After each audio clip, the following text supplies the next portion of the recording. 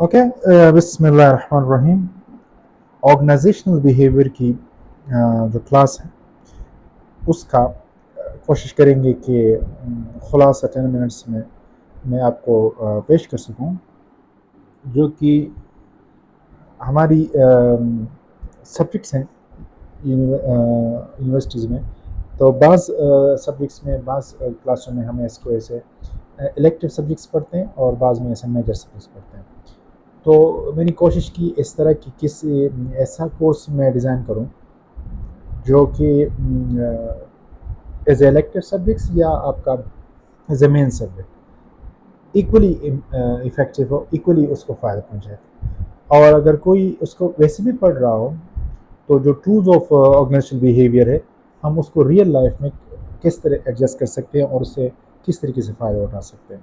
तो ये टारगेट था मेरा कि अगर इवन कोई ऐसे एज इलेक्टिव सब्जेक्ट्स पढ़ रहा हो या एज ए कोई इसको एज ए मेजर सब्जेक्ट्स पढ़ रहा हो, इक्वली उनको फ़ायदा पहुँचे। तो मैंने कोशिश किया है कि इसको इस तरीके से डिज़ाइन किया जाए ताकि इसके जो फ़वाइद है वो ज़्यादा से ज़्यादा लोगों तक पहुँचे। तो ये फोकस था मेरा। अच्छा, ओ बी क्या है, ऑर्गेनाइजेशनल बिहेवियर क्या है? दो चीज़ों से बना है, ठीक है। Organisation and behaviours. So organisation हम जानते हैं ग्रुप ऑफ पीपल्स होते हैं, किसी भी ऑर्गेनाइजेशन से किसी भी जगह पे कंबाइन इफेक्टिव गोल्स के लिए एक ऑब्जेक्टिव के लिए काम करते हैं स्ट्रक्चर वे के साथ, और उसको उसके रिवॉर्ड मिलते वगैरह वगैरह। तो सारी चीज़, तो ऑर्गेनाइजेशन तो इतना कॉम्प्लिकेटेड टॉपिक नहीं है, तो वो तो आसान है।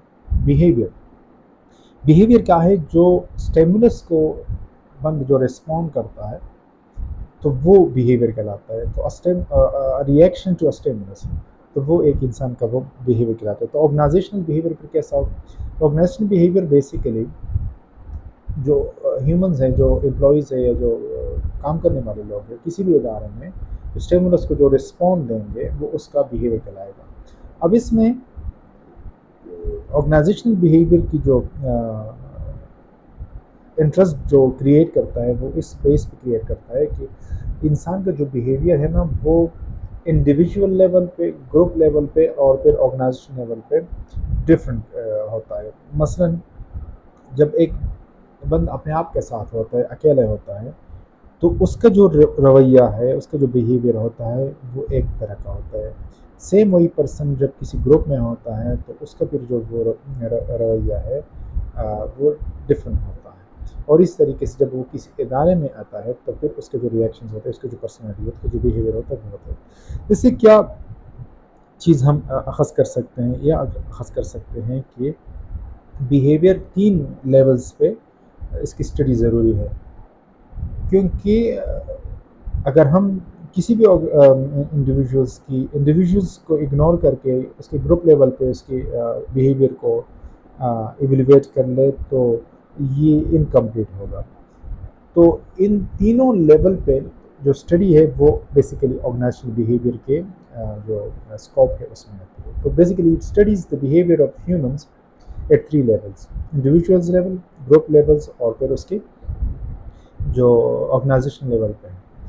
अब इनमें 2-3 बातें हैं जो वेरी इंटरेस्टिंग है। एक ये है कि एक इंसान का जो अपना बिहेवियर है, इंडिविजुअल बिहेवियर, ठीक है, जब वो किसी ऐसे ग्रुप में ज्वाइन कर लेता है तो अक्सर ऐसा होता है कि वो शख्स जिसको मैंने एग्जांपल में दिया है उस पूरे ग्रुप की बिहेवियर को चेंज कर देता है। एमन ये भी देखने में आया है कि उस शख्स का बिहेवियर ग्रुप की वजह से कम्प्लीटली चेंज हो जाता है। ठीक है, दोनों मुमकिन है। एग्जैक्ट सूरत में वही ग्रुप जब एक ऑर्गेनाइजेशन में अगर होता है तो उसका जो बिहेवियर होता है एक तरह का होता है। अगर सेम ही ग्रुप किसी दूसरे ऑर्गेनाइजेशन में जाए तो उनका बिहेवियर डिफरेंट होता है। तो इससे क्या अखज़ होता है? इससे ये बात अखज़ होती है कि इंसान का जो बिहेवियर है सिचुएशन के साथ, organisation to organisation, individual to group, group to organisation, organisation to group and then group to individual, इस लेवल पे चेंज होता है, ये इफेक्ट हो सकता है। तो ऑर्गेनाइजेशन बिहेवियर बेसिकली उस टूल को डिज़ाइन करता है, इस चीज़ को स्टडी करता है कि ये बिहेवियर किस तरीके से इदारे के जो गोल्स है उसके साथ अलाइन हो ताकि इदारा जो है ना वो तरक्की कर सके। तो ये मेन चीज़ होती है कि इंडिविजुअल्स गोल्स को آرگنائزیشنل گولس کو کس طریقے سے اعلان کیا جائے. تو یہ تب ممکن ہے کہ ہم ہیومنز بیہیویئر جو ہے اس کو ان تینوں لیول پہ اس کو پرکھیں, انڈیویجول لیول پہ, آرگنائزیشن لیول پہ, اور پھر آرگنائزیشن لیول پہ. اب آرگنائزیشن لیول کیا کرتا ہے, آرگنائزیشن لیول کی جو پالیسیز ہوتی ہے, جو رولز ریگولیشنز ہوتے ہیں, وہ امپیکٹ کرتے ہیں گروپس کو, ٹھیک ہے. اور اگین گروپ کی جب کمپلیٹ اسٹڈی ہوتی ہے تو گروپ میں کتنی ریسرچ ہو چکی ہے اس پہ کہ وہ جو ہے نا آرگنائزیشن پالیسی کو افیکٹ کرتی ہے, گروپ افیکٹ کرتی ہے آرگنائزیشن پالیسیز کو. ایگزیکٹلی آرگنائزیشن پالیسیز گروپ کی افیکٹ کرتی ہے, انڈیویجولس کی افیکٹ کرتی ہے. اگر یہ تینوں ڈفرینٹ ڈائریکشن میں جا رہی ہوتی ہے تو جسٹ امیجن کریے اس آرگنائزیشن کا کیا حال ہوگا. اور اس کی مثالیں آپ کو لاکھوں کی تعداد میں ملیں گی. انڈر ڈیولپ کنٹریز میں, ڈیولپنگ کنٹریز کے کسی بھی ادارے کو آپ اٹھا لیں تو آپ کو اس کی مثالیں بالکل کلیئر کٹ ملیں گی. تو مجھے مثال دینے کی ضرورت بھی نہیں, آپ آسانی اس کے ساتھ پرکھ سکتے ہیں کہ کیوں وہ ادارے ترقی نہیں کرتے. وجہ کیا ہوتی ہے, رولز ریگولیشن کچھ اور بیہیویئر ڈیمانڈ کرتے ہیں, گروپ بیہیویئر کچھ اور ڈیمانڈس کرتے ہیں, انڈیویجول لیول کی بیہیویئر کچھ اور ہوتی ہے.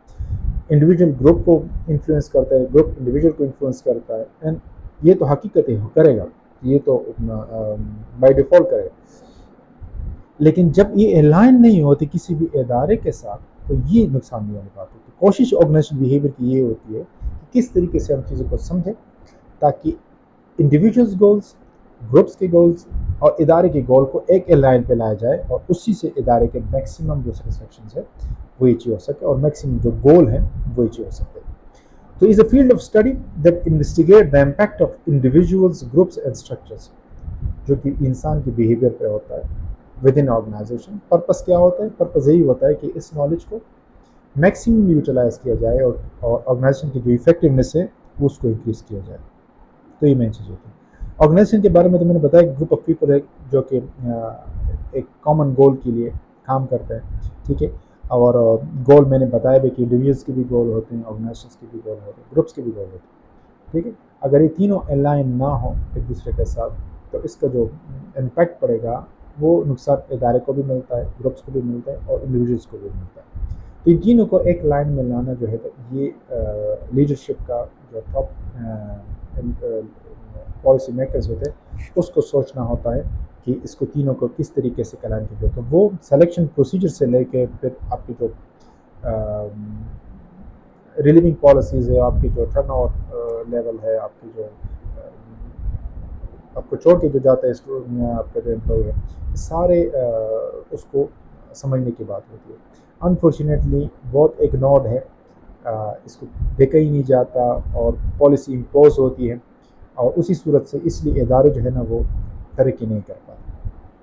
تو یہ بہت سارے فیکٹرز کو آرگنائزیشن بیہیویئر دیکھتے ہیں, کلچرز کو دیکھتا ہے, ویلیوز کو دیکھتا ہے, بلیف سسٹم کو دیکھتا ہے, ہمارا جو اکنامک سسٹم ہے اس کو دیکھتا ہے, اور ساری چیزیں جو ہے نا کمبائن کر کے ایک ایسی پالیسی, ایک ایسا کلچر متعارف کراتا ہے جو کہ ایک پازیٹیو انوائرمنٹ میں ادارے کو آگے لے کے چلنے والی جو ہوتی ہے. یہ ساری کی ساری ٹول جو ہوتے ہیں آرگنائزیشن بیہیویئر میں کرے گا. تو یہ مین چیز ہے. تو او بی جو ہے آرگنائزیشن بیہیویئر, یہ ان تین لیول پہ اسٹڈی کرتا ہے بیہیویئرس کی, اور پھر اس کی جو ٹولز ہیں, اس جو تھیوریز بنے ہوئے ہیں ان کو پرکھا جاتا ہے کہ کس طریقے سے اس سے بیسٹ جو کام ہے ہم لے سکتے ہیں, ٹھیک ہے. تو یہ سارا کچھ فی الحال میں سم اپ کر رہا ہوں پورے کلاس کے 10 منٹس کی ایک ویڈیوز میں. آپ کی کوئی جو کوشچنز وغیرہ ہوتے ہیں آپ اس کو کمنٹس سیکشن میں کر سکتے ہیں, اور میں کوشش کروں گا کہ اس کو آنسر کروں, اور انشاءاللہ ریگولرلی جو کلاسز ہوگی وہ اسی میں ہم بات کریں گے, ٹھیک ہے. تو یہ 4 جو سیدھے باتیں تھی وہ میں اس ویڈیو میں آپ کے ساتھ پیش کی. امید ہے آپ کو پسند آئی. Thank you so much.